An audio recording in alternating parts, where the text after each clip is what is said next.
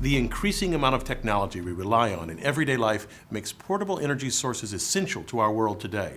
We can power our cell phones and laptops with lithium-ion batteries, run flashlights from alkaline ones, and many of our watches depend on batteries constructed with silver oxide. This one, though, may be the most important of them all. Now, I know it seems a clunky, old-fashioned thing. It was invented in the 19th century, but it still makes our world move by starting our cars, motorcycles, and trucks. No wonder it's the best-selling battery. If you understand how this battery operates, you can grasp the principles underlying any of the newer ones and even see why no single type of battery can be used in all applications. Let's take a look inside. The first thing to note about this motorcycle battery is that it's heavy. That's because it's tightly packed with lead and lead oxide sheets, both of which are very dense. This is a cell from an identical battery, and you can see the lead, and underneath this, the lead oxide. They alternate throughout the interior. So let me show you how they store electricity using just two plates. So I have here a lead plate and a lead oxide plate from the battery, and the sulfuric acid. And now watch what happens when I connect the leads. The LED lights up. A current flows from the lead oxide cathode to the lead anode. The lead gives up electrons, which the lead oxide accepts. This exchange turns both plates into solid lead sulfate. Now, let me measure the voltage difference between the two leads.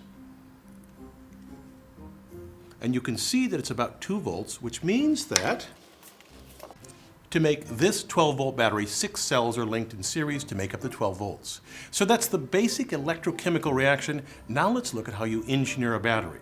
We want a battery to have a high density of either energy or power, and that difference being that batteries with a high energy density can store large amounts of energy and release it reliably over long periods of time, whereas batteries with a high power density release large amounts of energy quickly. This battery was designed with power in mind because we need a burst of nearly 400 amps to start a motorcycle. To save space, we need to pack the plates in here tightly, but in order to ensure that the electron transfer takes place through the terminals, the plates are mechanically separated by these permeable layers. Now, let me show you 2 plates from a discharged battery so you can see the effect of a deep discharge of a battery. If we look at these 2 plates, we can see the effect of a long-term discharge. This light coating here is lead sulfate. That explains why if you run a car battery to 0 charge a few times, you're likely to kill it. As the battery discharges, lead sulfate cakes the space between the plates. If too much builds up, you'll never be able to recharge the battery. This highlights how every different application needs a different type of battery. You see, with most engineered objects, there are going to be trade-offs, giving away some characteristics you want to gain others that you must have. Indeed, the toughest part of engineering often ends up being balancing the trade-offs in a design. For example, a car battery does a great job starting a vehicle, but not running one, like an electric car. Nor is it a good candidate to store energy from solar panels in a house. There, we harvest energy from the sun, charge up the batteries, and then use the stored energy in a variety of ways until the batteries die, and then recharge them with the sun's energy. For this use, you would use what is called a deep cycle battery. As the name implies, this battery's capacity can be largely used and then recharged easily.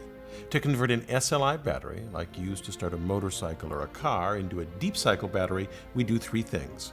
We use thicker electrodes to increase energy density, space them further apart so lead sulfate debris can fall off of them, and add room below where that debris can accumulate. The trade-off is that it's larger, heavier, and gives off a lower current than a car battery. It would seem that we'd want to get rid of the lead-acid battery. It poses a significant environmental risk if disposed of improperly. We still have the 19th century lead-acid battery because of what nature has handed us. Plentiful electrode materials, lead and lead oxide, both very high in conductivity. Once we arrange these materials correctly, we have a cheap battery with a high power density. No other materials found in nature meet these criteria so well, which means that with current technology, it is extremely difficult to overcome this barrier. That's why 19th century technology is still the go-to for starting our cars. I'm Bill Hammack, the Engineer Guy. This video is based on a chapter in the book, 8 Amazing Engineering Stories. The chapter features more information about this subject. Learn more about the book at the address below.